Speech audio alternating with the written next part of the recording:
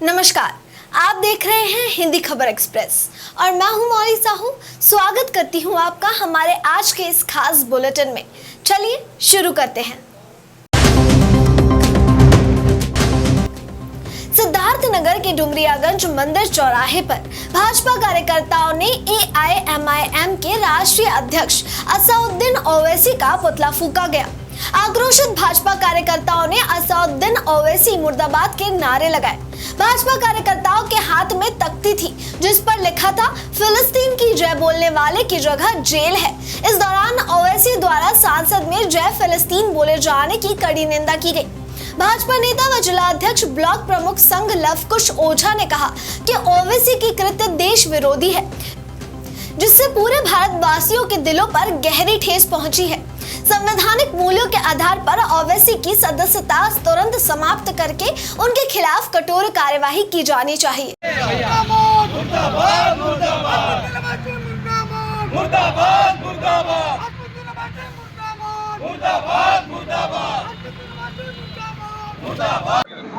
IIM के मुखिया असाउद्दीन ओवैसी के कृत्य, जिन्होंने भारतीय लोकतंत्र के मंदिर सांसद में उन्होंने फिलिस्तीन जिंदाबाद का नारा लगाया। जो राष्ट्र विरोधी गतिविधियों में लिप्त होने वाले व्यक्ति ही ऐसा कर सकता है। ऐसे व्यक्ति को इस देश में रहने की कोई ज़रूरत नहीं है। ऐसे लोगों को फिलिस्तीन भेजने के लिए हम लोग पूरी भारतीय जनता पार्टी के साथ तैयार है। हम सब कार्यकर्ता उन्हें फिलिस्तीन भेज करके छोड़ेंगे, क्योंकि अगर फिलिस्तीन से उन्हें प्रेम है, अगर उसे जिंदाबाद का नारा लगाएंगे तो उन्हें हिंदुस्तान में रहने का कोई हक नहीं है। इनके ऊपर FIR दर्ज होना चाहिए, देशद्रोह का मुकदमा चलना चाहिए और इन्हें फिलिस्तीन का रास्ता दिखाना चाहिए। सिद्धार्थनगर जिले के बिस्कोहर कस्बे में आज बीजेपी के नगर पंचायत अध्यक्ष ने अपनी ही सरकार में प्रशासन के खिलाफ धरना प्रदर्शन किया, वह भी बिस्कोहर पुलिस चौकी पर।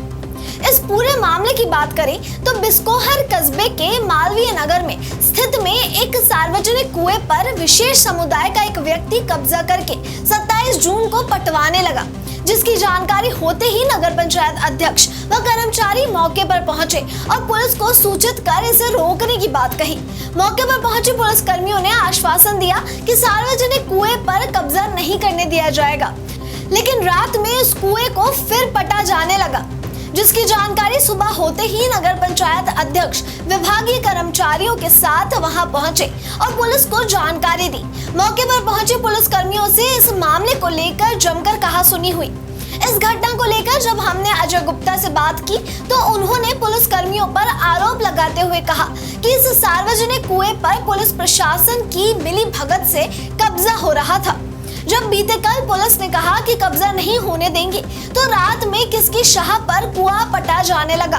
साथ ही कहा कि जब मैंने विरोध किया तो पुलिस कर्मियों ने मेरे साथ साथ पंचायत कर्मियों से अभद्रता से बात की, जिसके बाद नगर पंचायत अध्यक्ष अजय गुप्ता पंचायत कर्मियों के साथ पुलिस चौकी पहुंचे और जिला प्रशासन के खिलाफ जमकर नारेबाजी करते हुए धरना दिया। मामला गंभीर होते देख वहां तहसीलदार रवि यादव पहुंचे और सभी को समझा बुझाकर शांत किया। इस दौरान तहसीलदार रवि यादव ने कहा कि पूरे मामले की जांच कर ली गई है, जल्द ही उसे कुएं का सुंदरीकरण नगर पंचायत के माध्यम से करवाया जाएगा।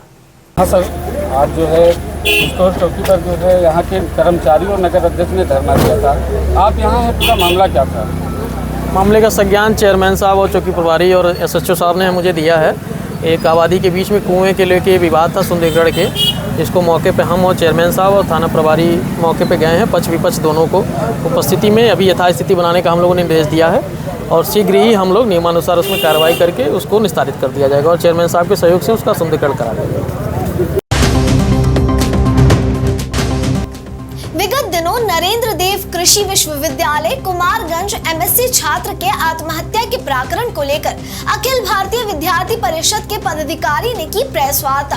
उन्होंने विश्वविद्यालय के कुलपति पर आरोप लगाते हुए कहा कि मृतक यशपाल को न्याय दिलाने और आवाज उठाने पर कुलपति द्वारा 8 छात्रों को विश्वविद्यालय से निलंबित कर दिया गया, जो कि कुलपति के तानाशाही पूर्ण रवैये का उदाहरण है। कृषि मंत्री सूर्य प्रताप शाही द्वारा अखिल भारतीय विद्यार्थी परिषद के कार्यकर्ताओं से बात न करने को लेकर कार्यकर्ताओं ने कृषि मंत्री सूर्य प्रताप शाही के सह पर विश्वविद्यालय के कुलपति पर तानाशाही करने का आरोप लगाया है। अखिल भारतीय विद्यार्थी परिषद अवध प्रांत के मंत्री पुष्पेंद्र वाजपेयी ने कहा कि यदि 2 दिनों में मृतक यशपाल को न्याय नहीं मिला और निलंबित विद्यार्थियों का प्रवेश बहस नहीं किया गया तो एक बड़ा आंदोलन होगा, जिसकी समस्त जिम्मेदारी विश्वविद्यालय प्रशासन की होगी। विगत 13 मई को आचार्य नरेंद्र देव कृषि एवं प्रौद्योगिकी विश्वविद्यालय के अंदर वहां के विद्यार्थी यशपाल यादव की छात्रावास के अंदर संदिग्ध परिस्थितियों में आत्महत्या करने का मामला सामने आता है। विद्यार्थी परिषद दुनिया का सबसे बड़ा विद्यार्थी संगठन है जो छात्र हित की बात करता है। इस पर विद्यार्थी परिषद के कार्यकर्ताओं ने न्याय की गुहार लगाने के लिए मामले की निष्पक्ष जांच हो, दोषियों पर कड़ी कार्रवाई हो, इस पर जब आंदोलन करने का काम किया तो वहां के तानाशाह कुलपति ने जो कृषि मंत्री की सह पर आज वो भ्रष्टाचार के नाम पर उन्होंने उत्तर प्रदेश के अंदर पहला नंबर बनाने का काम किया है। ऐसे कुलपति ने वहाँ के 8 विद्यार्थियों को निलंबित करने का काम किया। आगामी 2 वर्ष तक कहीं प्रवेश न पा सकें ऐसी कठोरतम कार्रवाई करने का काम किया। तो मैं आप मीडिया बंधुओं के माध्यम से सरकार को भी और विश्वविद्यालय प्रशासन को यह पूछना चाहता हूँ, क्या न्याय की गुहार लगाना कोई ऐसी कार्रवाई जिस पर इतनी बड़ी कठोर सजा विश्वविद्यालय प्रशासन को देनी चाहिए थी? क्या न्याय की गुहार लगाना इतनी धृष्टता की बात है कि विश्वविद्यालय प्रशासन ने आगामी 2 वर्ष तक वह कहीं प्रवेश न ले सके, इतनी बड़ी कठोर कार्रवाई करने का काम किया? इसको लेकर अखिल भारतीय विद्यार्थी परिषद आंदोलित है। विद्यार्थी परिषद के कार्यकर्ता पूरे प्रदेश भर में आंदोलित हैं। विद्यार्थी परिषद इस आंदोलन को चरणबद्ध तरीके से करने का काम कर रही है। जब तक 8 निलंबित विद्यार्थियों का निष्कासन रद्द नहीं होता है तब तक यह आंदोलन जारी रहेगा। और हम आपके माध्यम से विश्वविद्यालय प्रशासन को आगाह करना चाहते हैं कि आगामी 2 दिनों के अंदर अगर वह छात्र के भविष्य के साथ खिलवाड़ करने का काम बंद नहीं करेंगे और अगर आगामी 2 दिन के अंदर उन्होंने निलंबन को निरस्त नहीं किया तो विद्यार्थी परिषद विश्वविद्यालय का घेराव करेगी। विश्वविद्यालय के अंदर कुलपति को शांति के साथ बैठने नहीं देगी। एसी कमरे के अंदर उनको जिस तरीके से वो पूरे विश्वविद्यालय के अंदर आडंबर का माहौल बनाए रखें उसको करने का काम हम लोग नहीं करने देंगे। पुष्पेंद्र वाजपेयी, प्रदेश मंत्री, अखिल भारतीय विद्यार्थी परिषद। अयोध्या में राम मंदिर के कुछ ही दूरी पर मौजूद जलवानपुरा मोहल्ला डूबने के कगार पर है। अयोध्या कमिश्नर, नगर आयुक्त, जिलाधिकारी समेत जनपद के सभी वरिष्ठ अधिकारी आज जलवानपुर पहुंचे। नगर निगम के द्वारा बड़ी बड़ी पाइपों से जल निकासी की जा रही है तैयारी। मंगलवार की रात में हुई बारिश ने बढ़ाई थी जलवानपुरा के लोगों की मुसीबतें। कई घरों में घुसा था बारिश का पानी। जलवानपुरा के लोगों ने सोशल मीडिया पर वीडियो बनाकर किया था वायरल। जलवानपुरा में कई वर्षों से है जल भराव की समस्या। आज तक नगर निगम नहीं कर सका स्थायी समस्या का निदान। जल भराव की समस्या पूरे मोहल्ले में है भैया, और हम लोग के घर में कमर कमर तक पानी है। पहली बात तो, और अभी सब अधिकारी लोग आए थे, कुछ होगा नहीं, वो ऐसे निकाल के चले जाएंगे बस। जूता पैर कहीं उनका जूता भीगा, केवल आम जनता भीगे बस, उनसे उनका जूता ना भीगे। ये हर साल की उनकी एक कहानी है। क्या नाम है? शत्रुघ्न गुप्ता। ये समस्या कितने दिनों से बनी हुई है? ये 10 साल से समस्या, हर आप इसको पूछिए कितने सालों से है ये? 10 साल से ये व्यवस्था गड़बड़ाई है। 10 साल से जल भराव की समस्या पूरे मोहल्ले में है भैया, और हम लोग के घर में कमर कमर तक पानी है। पहली बात तो, और अभी सब अधिकारी लोग आए थे, कुछ होगा नहीं, वो ऐसे निकाल के चले जाएंगे बस। जूता पैर कहीं उनका जूता भीगा, केवल आम जनता भीगे बस, उनसे उनका जूता ना भीगे। ये हर साल की उनकी एक कहानी है। क्या नाम है? शत्रुघ्न गुप्ता। ये समस्या कितने दिनों से बनी हुई है? ये 10 साल से समस्या, हर आप इसको पूछिए कितने सालों से है ये? 10 साल से ये व्यवस्था गड़बड़ाई है। 10 साल से। प्रकाश सर, जलवानपुरा का जो जल भराव की समस्या है उसमें क्या कार्रवाई की जा रही है सर? किस तरीके से लोगों को निजात मिलेगी? जलवानपुरा में यहाँ पे कई वर्षों से ये इसकी टोपोग्राफी ऐसी है कि यहाँ पानी भरता है, और उसके निजात हेतु एडीए द्वारा यहाँ पर इसके पानी के इवैक्यूएशन के लिए एक प्रोजेक्ट को इम्प्लीमेंट किया जा रहा है। लगभग 3 किलोमीटर लंबाई में 2 पैरेलल पाइपलाइंस डाल के और यहाँ पे पंपिंग सेट्स लगा के एक स्थायी समाधान लगाया जाएगा ताकि यहाँ का पानी लगातार निकलता रहे। तो ये लगभग काम पूरा हो गया। अगले 2-3 दिन में ये पाइप्स पूरे पड़ जाएंगे, हम लोग अभी देख के आ रहे हैं। उसके बाद यहाँ पे जो पानी आपको भरा हुआ दिख रहा है उसका समाधान हो जाएगा, और फिर ये जो जल भराव की समस्या लोगों के घरों में पानी भर जा रहा है वो प्रॉब्लम सॉल्व हो जाएगी, हमेशा के लिए सॉल्व हो जाएगी। देखिए, ये इस बार पहली वर्ष ऐसा नहीं हुआ है। जब भी यहाँ पे अतिवृष्टि होती है समस्या इस जगह आती है, इसी वजह से ही हम इसको सॉल्व करने का प्रयास कर रहे हैं। तो अब ये 2-3 दिन बस और लोगों को धैर्य रखना, उसके बाद ये प्रॉब्लम सॉल्व हो जाएगी। और प्राथमिक तौर पर सर जो अभी आपने निरीक्षण किया, आपको लगता है कि कार्य पूरी तरीके से रास्ते में ठीक हुआ है?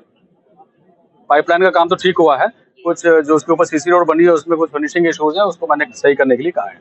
कोई कार्रवाई का भी आपने? कार्रवाई की आवश्यकता नहीं है, अभी काम स्पीड से किया गया है, बहुत ही त्वरित गति से हुआ है और इसको हम लोग समय से पूर्ण कर ले जाएंगे और उम्मीद करते हैं कि इस समस्या का समाधान, ये पूरा जो इलाका है रेलवे स्टेशन और आपके रामपथ के पहले के जो तरीके से लोगों को निजात मिलेगी। जवानपुरा में यहाँ पे कई वर्षों से ये इसकी टोपोग्राफी ऐसी है कि यहाँ पानी भरता है और उसके निजात हेतु एडीए द्वारा यहाँ पर इसके पानी के इवैक्यूएशन के लिए एक प्रोजेक्ट को इम्प्लीमेंट किया जा रहा है।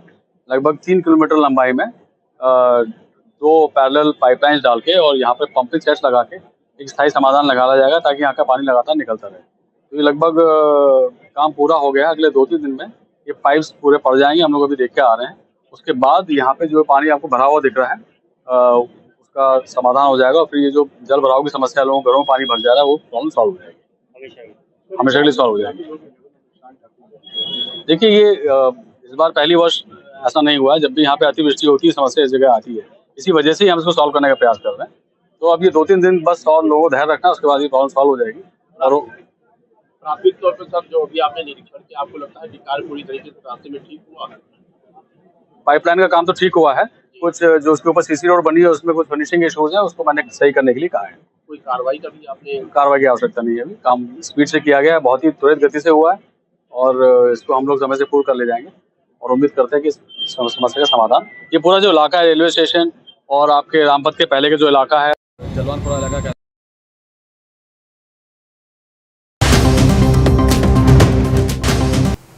आज की खबरों में बस इतना ही।